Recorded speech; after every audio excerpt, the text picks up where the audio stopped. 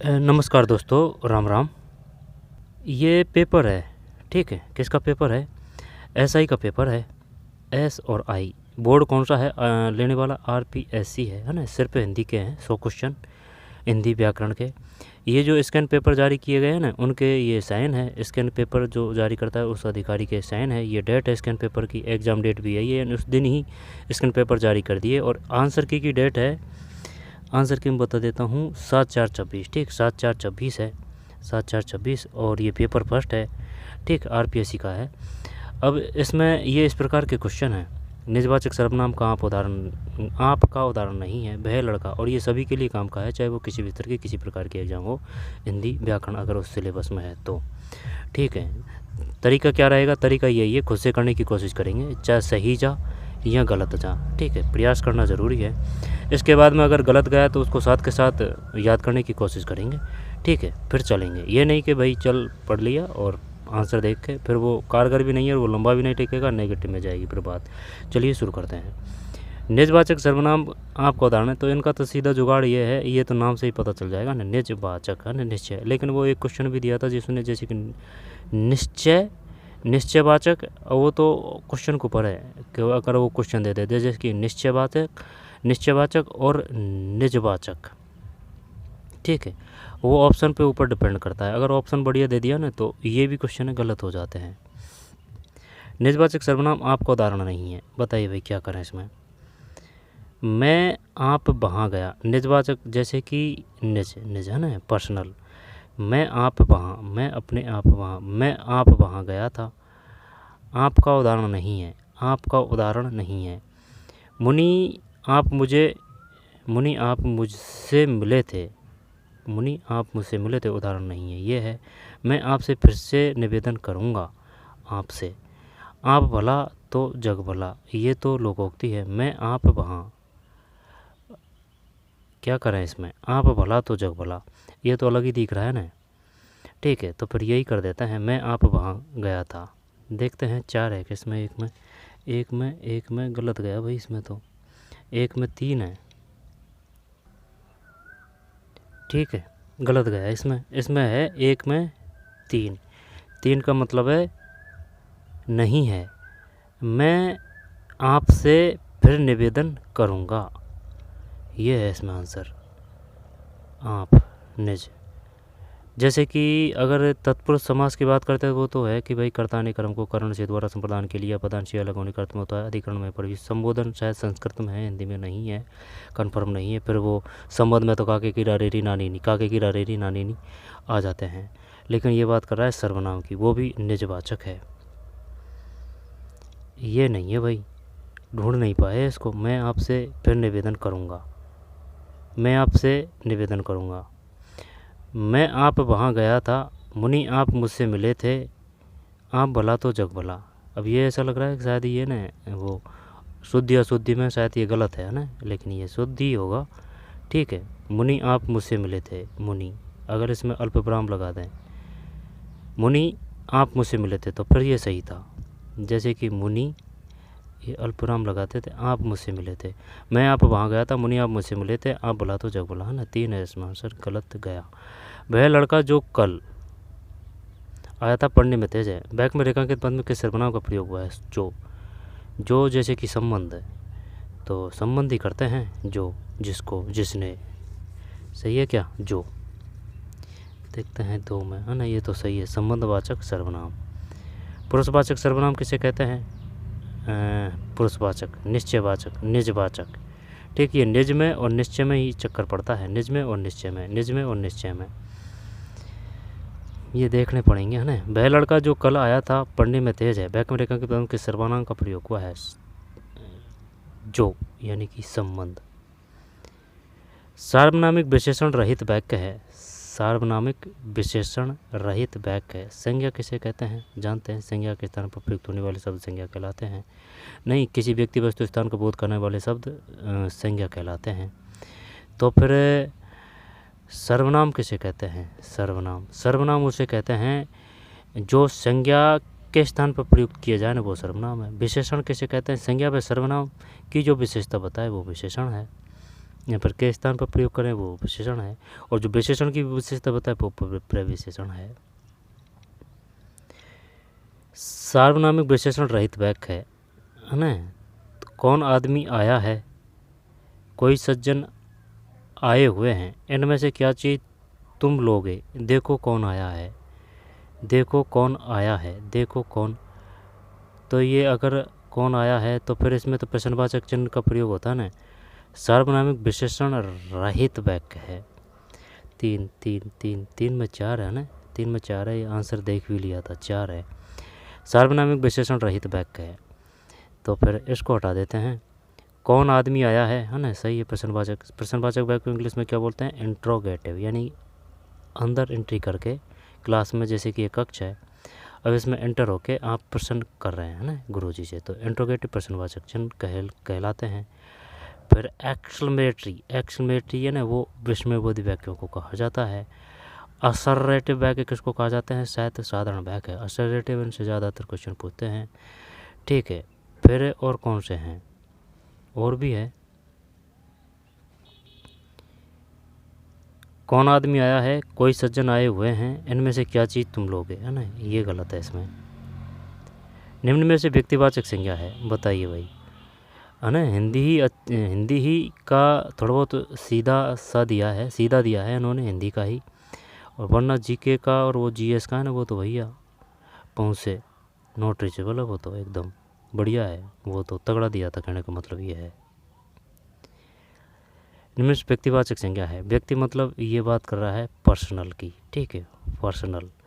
अब पर्सनल की बात है, जैसे कि अगर देखें, जैसे कि नीम का वृक्ष, तो नीम के वृक्ष तो काफ़ी है, और अगर दे देता वो मोहन के घर का नीम का वृक्ष, तो वो पर्सनल हो जाता।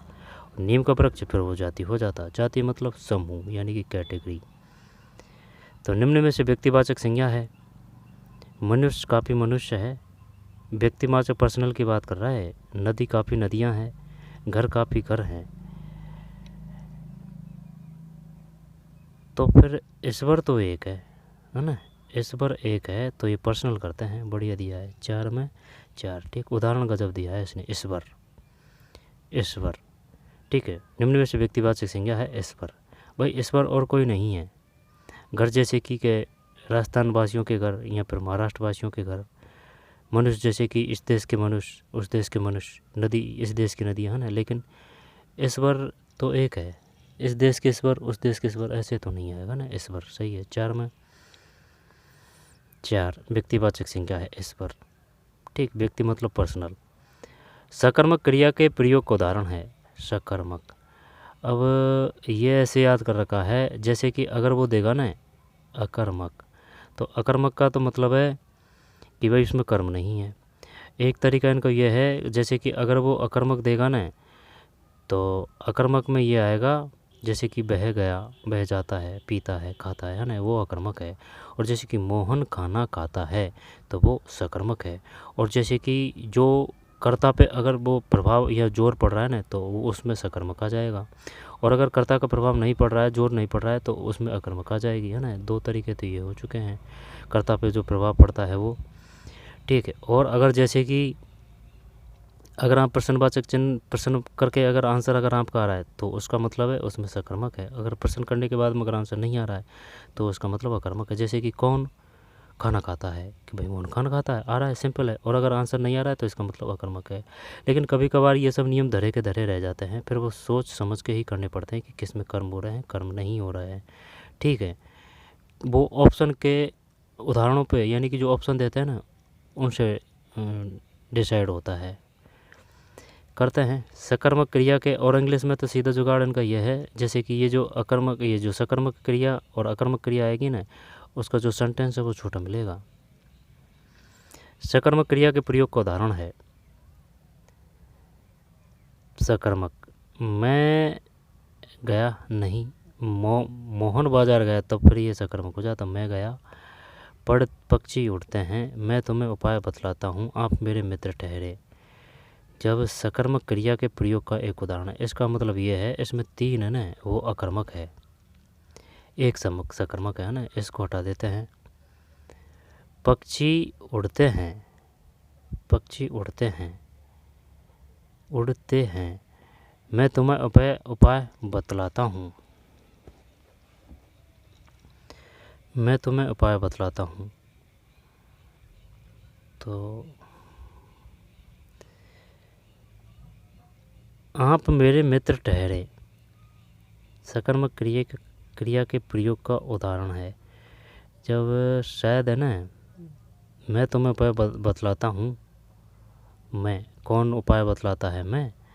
आप मेरे मित्र ठहरे, पक्षी उड़ते हैं, क्या ये सही है? आप मेरे मित्र ठहरे, कौन मित्र ठहरे? आप। नहीं, सकर्मक यानी कि जिसमें अगर कर्म है और कर्ता पे अगर जोर पड़ रहा है, आप मेरे, तो मित्र ठहरे। कौन मित्र ठहरे? आप। मैं तुम्हें उपाय बतलाता हूँ, क्या 2 करते हैं इसमें? अरे 5 में 3 है भाई, गलत गया ना। मैं तुम्हें उपाय बतलाता हूँ,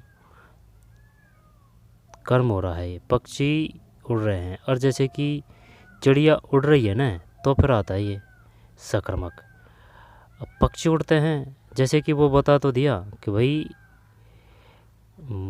मोहन खाता है ना, जैसे कि मोहन खाता है, ठीक है। अब ये लग तो ऐसा रहा है कि ये भाई खाता है, तो ये कर्म नहीं, इस पे नहीं जाना है ना। मोहन खाता है तो ये क्या है? अकर्मक है। लेकिन अगर जैसे कि उसने दे दिया कि मोहन खाना खाता है, कि भाई कौन खाना खाता है? मोहन, तो ये सकर्मक है और ये अकर्मक है। मैं गया अकर्मक, पक्षी उड़ते हैं अकर्मक, आप मेरे मित्र ठहरे अकर्मक, मैं तुम्हें उपाय बतलाता हूँ। बढ़िया और ज़ोरदार क्वेश्चन है। 5 में 3 है। आगे चलते हैं। प्रेरणार्थक।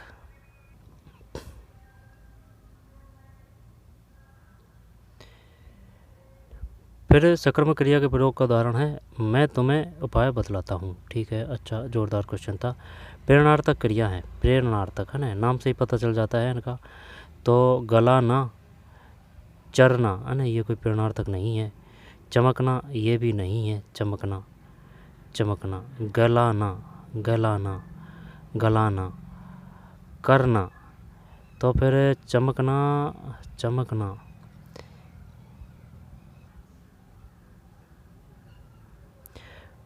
गलाना तो नहीं है ना प्रेरणार्थक, ये तो भूल जा। चरना भी नहीं है, भूल जा। अब करना करिए एक तो, या फिर चमकना करिए।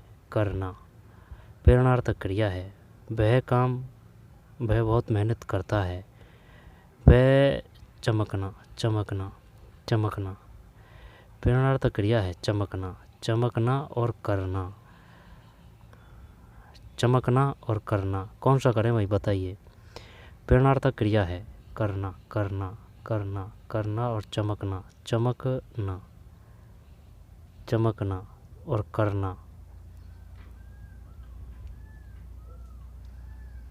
क्या 2 करें या फिर चमकना? प्रेरणार्थक, प्रेरणार्थक, चल 2 करते हैं। 6, ये तो सभी गए भैया। 6 में 1 है, मार दिया इसने तो। गलाना मतलब, गलाना, गलाना कैसे है? प्रेरणार्थक क्रिया है गलाना। 6 में 1 है, गहलाना प्रेरणार्थक क्रिया है गलाना। क्या ही पता भाई, 1 है इसमें, प्रेरणार्थक क्रिया है गलाना, गहलाना। परिणामवाचक क्रिया विशेषण है, क्या करें इसमें? परिणामवाचक क्रिया विशेषण है, तो फिर परिणामवाचक और क्रिया विशेषण शायद सर्वदा एकाएक, इसलिए सर्वथा, सर्वथा शायद तो नहीं है, इसलिए नहीं है।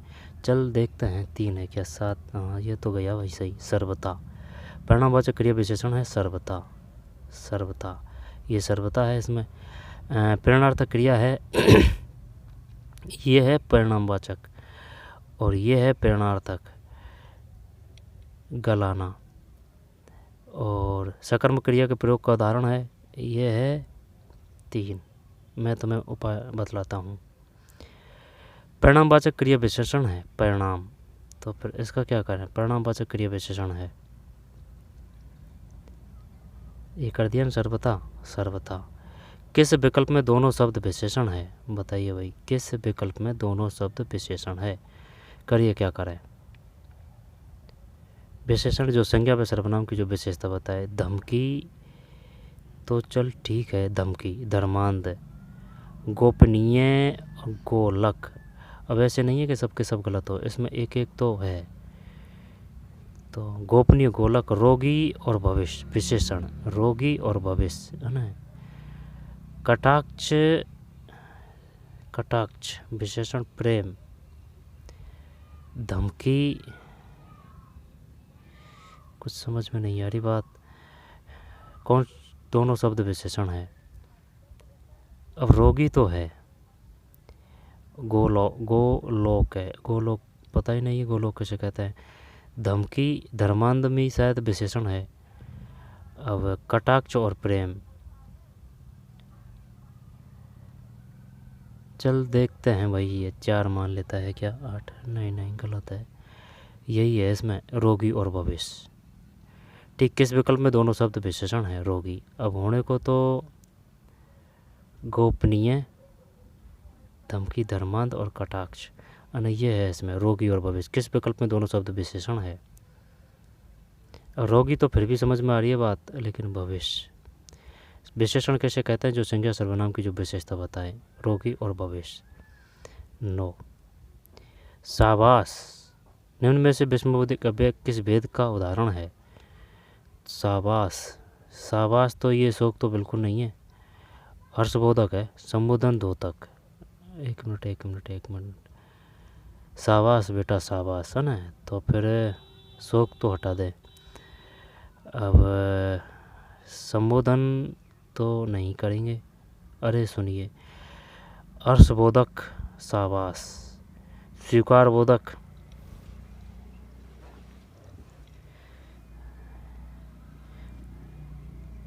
क्या करें भाई इसमें, संबोधन द्योतक कर दें क्या, संबोधन। शाबाश निम्न में से विस्मयबोधक अव्यय के किस भेद का उदाहरण है। अव्यय जब अगर किसी को अपन दे रहे हैं है ना, जैसे कि शाबाश, तो इसका मतलब है अपना संबोधन द्योतक ही है। हर्षबोधक, हाँ हर्षबोधक भी है ये, स्वीकार बोधक, चल ऐसे कर देते हैं, हर्षबोधक करें या फिर संबोधन द्योतक। शाबाश बेटे शाबाश। चल 3 देखते हैं है ना, 3 या 4 में से, नो 3 ही है हर्षबोधक। ठीक, हर्षबोधक है, हर्षबोधक, ये ऑप्शन अच्छा दिया है इसने। शाबाश निम्न में से विस्मयबोधक अव्यय किस भेद का उदाहरण है। हर्षबोधक, ठीक है, हर्षबोधक 9 में 3। शाबाश निम्न में विस्मयबोधक अव्यय के किस भेद का उदाहरण है। हर्षबोधक। इनमें से कौन सा वाक्य निपात रहित है, बताइए। निपात मतलब ये मना करेगा इसमें है ना, डायरेक्ट या इनडायरेक्ट रूप से। इनमें से कौन सा वाक्य निपात रहित है, तो फिर और भी लोग आने वाले हैं, निपात रहित है। मैं तुम्हारा सिर फोड़ दूंगा, हाँ मैं वहाँ गया था, गाड़ी धीरे चल रही है। कुछ पता नहीं है भाई, क्या करें इसमें, कौन सा वाक्य निपात रहित है। निपात रहित है, और भी लोग आने वाले हैं, सही है क्या ये, और भी लोग आने वाले हैं, निपात रहित। निपात जैसे कि मना या फिर इस प्रकार से ना है ना, ये ज़्यादातर वो निपात में ही आते हैं लेकिन ये कह रहा है रहित है, तो और भी लोग आने वाले हैं। चल ठीक है, मैं तुम्हारा सिर फोड़ दूंगा ना, तो ये तो है निपात रहित है, निपात युक्त है ये तो। हाँ मैं वहाँ गया था, गाड़ी तो धीरे चल रही है, चलिए भी मान लेते हैं। हाँ मैं वहाँ गया था, या तो 1 है या फिर 3 है। 10 गलत है भाई यार, ये निपात ने रद्द कर रखी है। मैं तुम्हारा सिर फोड़ दूंगा, अब कैसे पता करेंगे कि भाई इसमें ये निपात रहित है। इनमें से कौन सा वाक्य निपात रहित है? मैं तुम्हारा सिर फोड़ दूंगा। और भी लोग आने वाले हैं। हाँ, मैं वहाँ गया था। गाड़ी धीरे चल रही है। पता नहीं भाई, कुछ समझ में भी नहीं आई इसमें बात। 2 है, 10 में 2। संबंध सूचक अव्यय का प्रयोग नहीं हुआ है। गाड़ी समय से पहले कर्ता ने कर्म को कर्ण से द्वारा। संबंध में वो आता है ना, काके की रारेरी नाने नहीं। गाड़ी समय से पहले आई। मैं विदेश कदापि न जाऊंगा। मेरे पास एक घड़ी है। नौकर काम तक गया। बताइए क्या करें? संबंध सूचक अव्यय का प्रयोग नहीं हुआ है। नहीं हुआ है। करिए क्या करें, करिए। नहीं हुआ है। संबंध सूचक अव्यय का प्रयोग नहीं हुआ है। नहीं हुआ है। गाड़ी समय से पहले आई। मैं विदेश कदापि न जाऊंगा। मेरे पास एक घड़ी है। नौकर काम तक गया, है ना। लेकिन इनमें तो जैसे कि संबंध हो रहा है गाड़ी से पहले, गाड़ी समय से पहले, है ना। संबंध भी हो रहा है गाड़ी समय, है ना। और वो कैंडिडेट में और वो विदेश में भी हो रहा है। मेरे पास घड़ी में भी हो रहा है। लेकिन नौकर काम तक गया, इसमें कोई संबंध नहीं हो रहा है। अब देखते हैं दिखाना है क्या राम है। तेरी की सब उल्टा सुल्टा। मैं विदेश कदापि न जाऊंगा। अव्यय का प्रयोग नहीं हुआ है। संबंध सूचक अव्यय का प्रयोग नहीं हुआ है। जबकि गाड़ी समय से पहले आई। जब पता कैसे करें कि भाई ये जो संबंध सूचक अव्यय है इसका प्रयोग हुआ है? ये किस प्रकार से पता कर पाएंगे? संबंध सूचक अव्यय का प्रयोग नहीं हुआ है, तो फिर इसको हटा देते हैं। चल ठीक है, मानते हैं। गाड़ी समय से पहले आई। संबंध सूचक अव्यय का प्रयोग नहीं हुआ है, तो इसमें हुआ है, तो इसका मतलब इनमें हुआ है। गाड़ी समय से पहले आई, ठीक। मेरे पास घड़ी है ना, तो ये तो समझ में आ रही है बात कि भाई उसके पास घड़ी है ना, तो संबंध है। लेकिन नौकर गांव तक गया।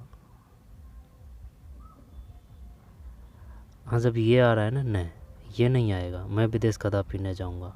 हाँ, जब ये न से पकड़ जाना चाहिए था, है ना। ये नहीं है। गाड़ी समय से पहले आई, ठीक है। मेरे पास एक घड़ी है, ठीक है। नौकर गांव तक गया। बढ़िया क्वेश्चन। 11 के बाद में 12। निम्नलिखित में से जूठन का पर्यायवाची नहीं है। बताइए भाई क्या करें इसमें? जूठन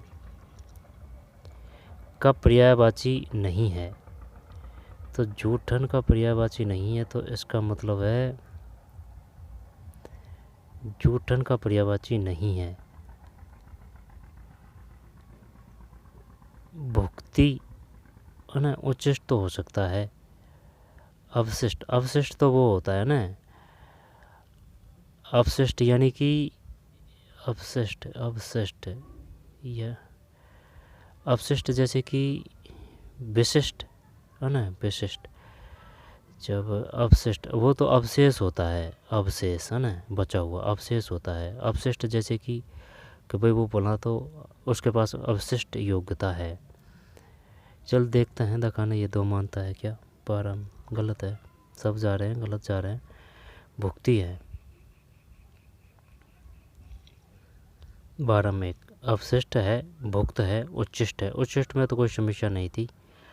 अवशिष्ट, है ना। चल अवशिष्ट भी है और भुक्त, उच्चिष्ट। अब अगर वो पूछेगा कि ये बताइए जो भुक्त है वो किसका पर्यायवाची है, उच्चिष्ट तो क्या कर देंगे। और अवशिष्ट तो अवशिष्ट, भुक्त, उच्चिष्ट। अवशिष्ट, भुक्त और उच्चिष्ट। अवशिष्ट, भुक्त, उच्चिष्ट किसके हैं? जूठन। जूठन। भुक्ति वो जिला वगैरह को तो नहीं बोलते हैं भुक्ति। अवशिष्ट, भुक्त और उच्चिष्ट, ठीक है भाई। अवशिष्ट, भुक्त और उच्चिष्ट। निम्नलिखित में तो ध्वज का पर्यायवाची नहीं है। ध्वज का पर्यायवाची नहीं है। ये तो कर देंगे। पता का सही है, करिए। तो फिर क्या करें इसमें? पता का तो आ रहा है, नहीं है। अब केतन कर देते हैं, केतु कर देते हैं, पल्लव। चल देखते हैं दुकान। 3 मानता है कि 13 में 3, ये तो तुक्का सही गया भाई, पल्लव। निम्न में से ध्वज का पर्यायवाची नहीं है ना, पल्लव नहीं है।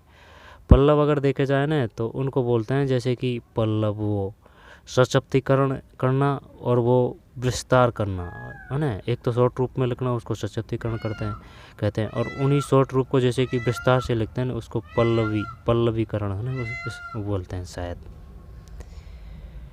ध्वज का पर्यायवाची नहीं है, पल्लव नहीं है, जबकि केतु है, केतु, ठीक है, केतु, राहु केतु है ना, केतु है, पताका है, केतन है। जब एक से पार नहीं पड़ेगी इसमें से पताका याद है, पताका, केतन। और अगर देखें ना तो जैसे कि ध्वज है ना इसमें तय जरूर है, पताका तय, केतन तय और केतु तय, पल्लव नहीं है ना। तो केतु, केतन और पताका, केतु, केतन और पताका, केतु, केतन और पताका ध्वज के पर्यायवाची शब्द हैं, केतु, केतन और पताका। ठीक है भाई, ध्वज। किस विकल्प में असंगत विलोम शब्द है? असंगत विलोम शब्द तो शोषक का, पोषक, उच्चिष्ट का, साधक का। अरे यार ये मार दिया इसने तो भाई। हाँ तभी तो हिंदी है, बिंदी लगाने में कभी टाइम लगाती है। अचेष्ट, निश्चेष्ट, साधक, बाधक, स्पंदित, निस्पंदित। जब है ना ये तो सही है, स्पंदित का निस्पंदित सही है, शोषक का पोषक सही है, पोषक सही है। अब ये दोनों देख लिए भाई, उच्चेष्ट निश्चेष्ट, साधक। चल 3 देखते हैं, 14 गलत, दो ही है इसमें, 2।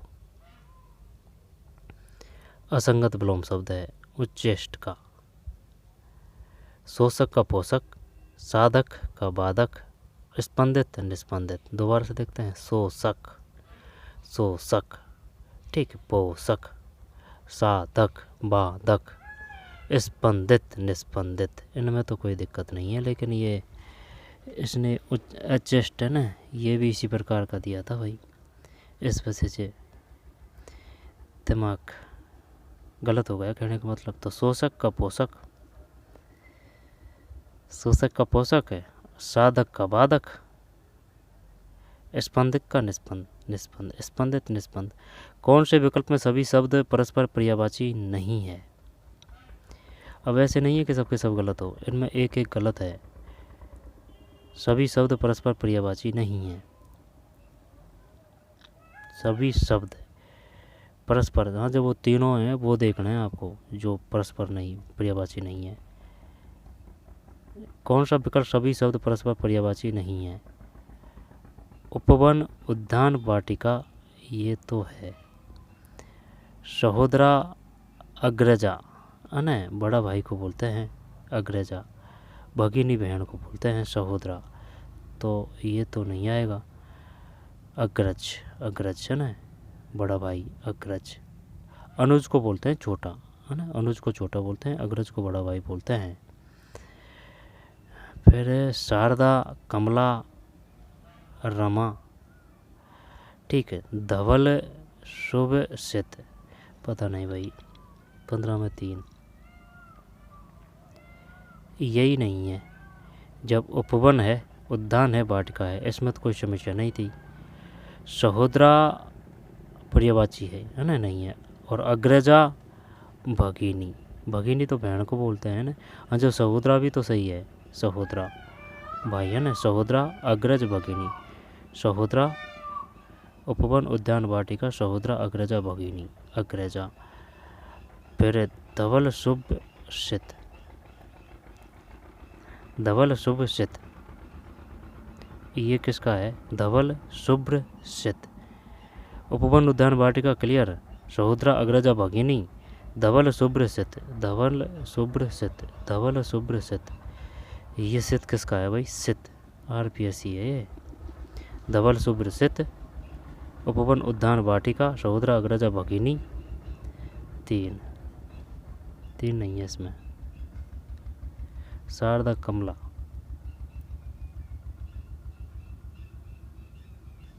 सोलह असंगत विलोम शब्द है। तो फिर उन्नति का अवनति, अनादर का नहीं, ये तो अलग यार, सिमिलरिटी दे रहा है ना। अर्भीभूत, तिरोभूत, अर्पण और ग्रहण असंगत विलोम शब्द है। उन्नति का अवनति तो सही है। अनादर का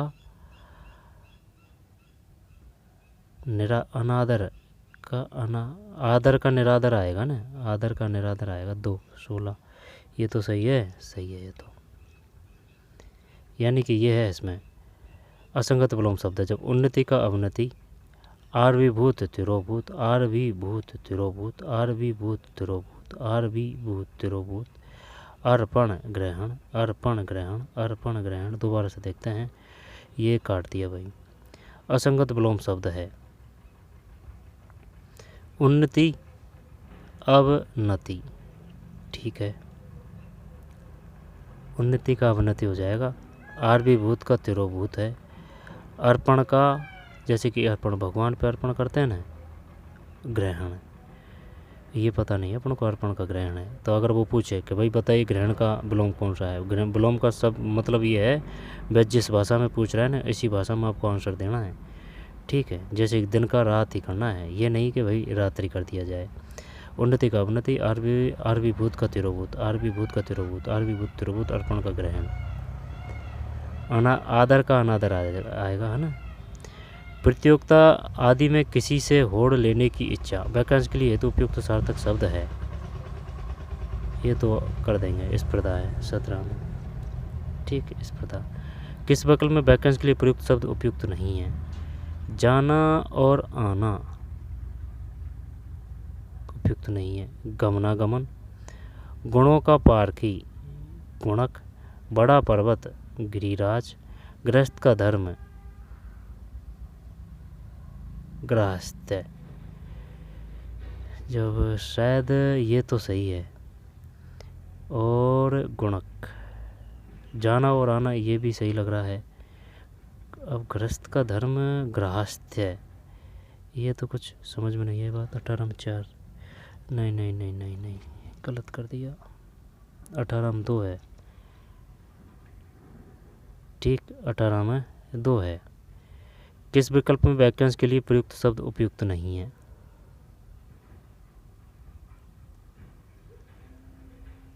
ये नहीं है गुणक, जबकि जाना ये तो सही था इसमें, लेकिन ये गुणा और पार की है ना, गुणों का पार की। अब इसने ये मिलता जुलता दिया है, इस वजह से चक्कर खा गया अपन। जाना और आना गमनागमन है, बड़ा पर्वत गिरिराज है, गिरिराज धाम। फिर गृहस्थ का धर्म गृहस्थ्य, ये पढ़ा नहीं भाई कभी, इस वजह से मैंने कि ये हो सकता है गृहस्थ्य। जाना और आना गमनागमन, बड़ा पर्वत गिरिराज, गृहस्थ का धर्म गृहस्थ्य, गृहस्थ्य, गृहस्थ्य, गृहस्थ्य, गृहस्थ्य।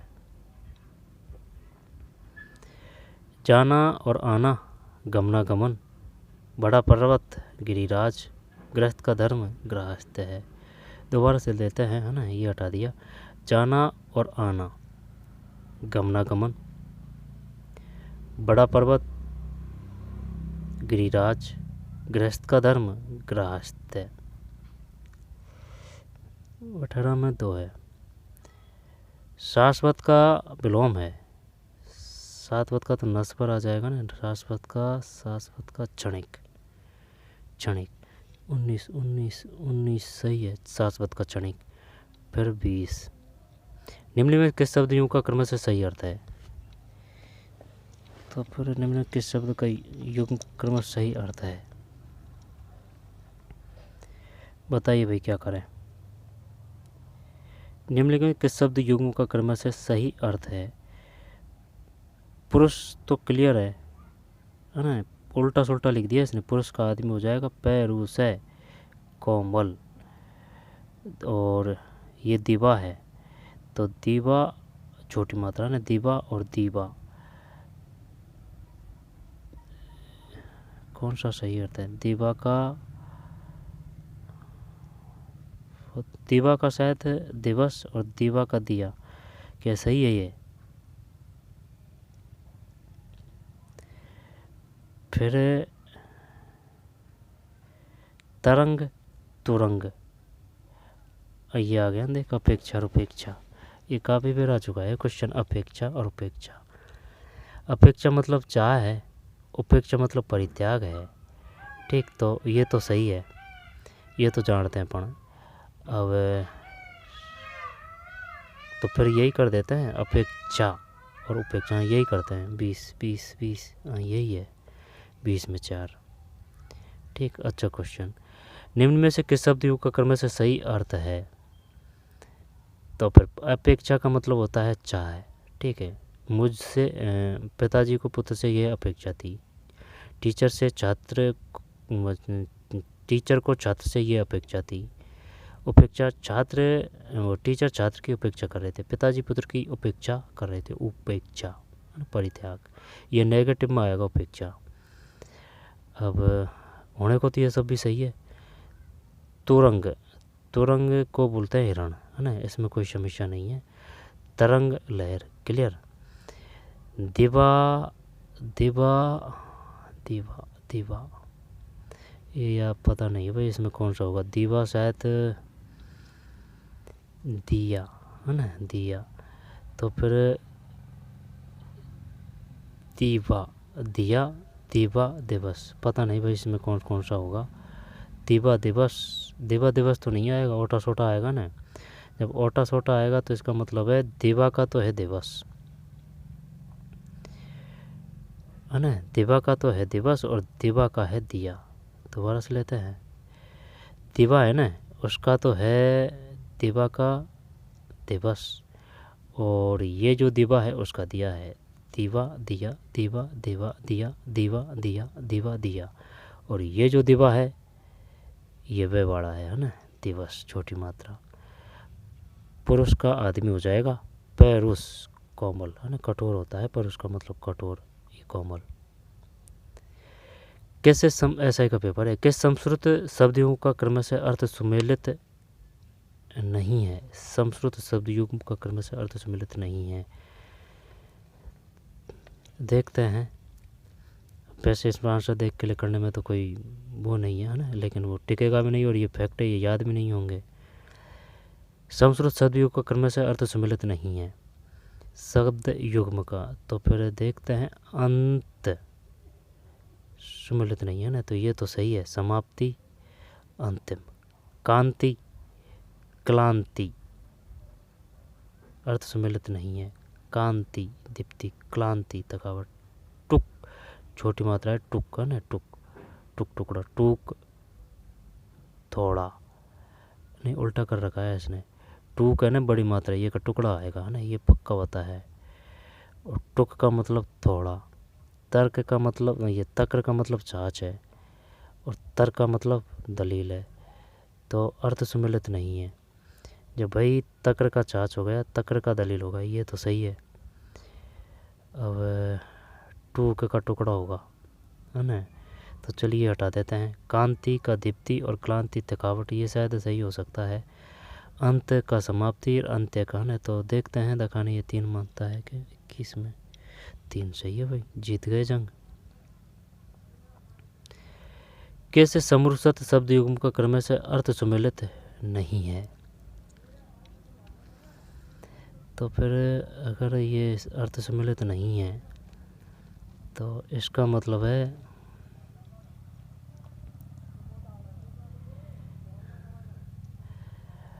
अंत का समाप्ति, अंत्य, है ना, तय, और ये अंत्य, अंतिम। अंत समाप्ति, अंत्य अंतिम। फिर कांति दीप्ति, कांति दीप्ति, क्लांति थकावट। तक्र, है ना, ये तो याद है, तक्र का मतलब छाछ है और तर्क दलील है। दोबारा से देखिए, जब ये जो टूक है ना, ऊ बड़ी मात्रा, तो इसका तो हो जाएगा टुकड़ा। और ये जो छोटी ऊ की मात्रा है ना, टुक, टुक यानी कि थोड़ा। कांति दीप्ति, क्लांति थकावट, क्लांति थकावट, क्लांति है ना, थकावट। अंत, अंत, अंत में कभी कभी वो नहीं भी दे देता है क्या, अंत, अंत। अंत समाप्ति है, अंत समाप्ति है, और ये जो अंत्य है, अंतिम है। अच्छा, तक्र का छाछ और तर्क का दलील, टूक का टुकड़ा, टुक का थोड़ा, कांति दीप्ति, क्लांति थकावट, अंत समाप्ति, अंत्य अंतिम। किस विकल्प में वाक्यांश के लिए उपयुक्त तो शब्द नहीं है? बताइए भाई, क्या ही करें अब इसमें। ठीक है, विकल्प में वाक्यांश के लिए ये क्या हो गया?